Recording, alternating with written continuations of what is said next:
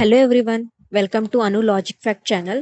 మనం పార్ట్ 1లో చూసాం శివ మరణంని ఒప్పుకుంటాడు. మరణం అంటే ఎండ్ అని కాదు అని చెప్తాడు. కానీ ఇప్పుడు ఒక ప్రశ్న, విష్ణు ఏం చేస్తాడు? విష్ణు మరణంని ఒప్పుకుంటాడా లేదా మరణంని కంట్రోల్ చేస్తాడా అనేది చూద్దాం. Here is the answer. Vishnu మరణంని కంట్రోల్ చేస్తాడు. ఎందుకంటే విష్ణు టైంని కంట్రోల్ చేస్తాడు కాబట్టి. Time fear. మనం మరణంకి ఎందుకు భయపడుతున్నాం?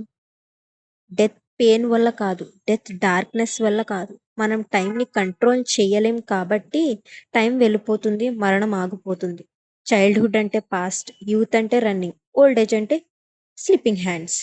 టైం మనల్ని వదిలేసి వెళ్ళిపోతుంది. అందుకే మరణం అంటే భయం. ఎందుకంటే death is equals to time over అనిపిస్తుంది కాబట్టి. విష్ణు అండ్ కాలం. ఇక్కడ విష్ణు ఎంటర్ అవుతాడు. విష్ణు చేతిలో ఏముంటుంది? కాలచక్రం.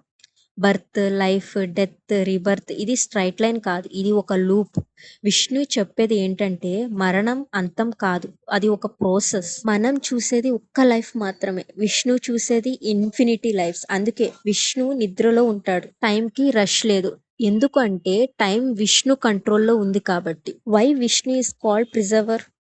శివ డిస్ట్రాయ్ చేస్తాడు, బ్రహ్మ క్రియేట్ చేస్తాడు, కానీ విష్ణు బ్యాలెన్స్ మెయింటైన్ చేస్తాడు. టైంలో ఇంబ్యాలెన్స్ వస్తే ధర్మం పడిపోతుంది.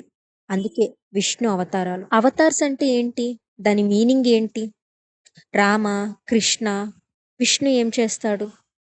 బర్త్ తీసుకుంటాడు, లైఫ్ జీవిస్తాడు, డెత్ని యాక్సెప్ట్ చేస్తాడు. ఎందుకు? మనకి ఒక లెసన్ ఇవ్వడానికి. Even God accepts time, so you don't have to fear it. Krishna body పోతుంది, కానీ కృష్ణ టైంలో నిలిచిపోయాడు. రామ లైఫ్ కంప్లీట్ చేస్తాడు, కానీ రామ ధర్మగా మిగిలిపోయాడు. సో ఇప్పుడు మనకి ఒక క్లారిటీ వచ్చింది. శివ మరణంని ఒప్పుకుంటాడు, విష్ణు మరణంని బ్యాలెన్స్ చేస్తాడు, కానీ ఇంకా ఒక శక్తి మిగిలింది.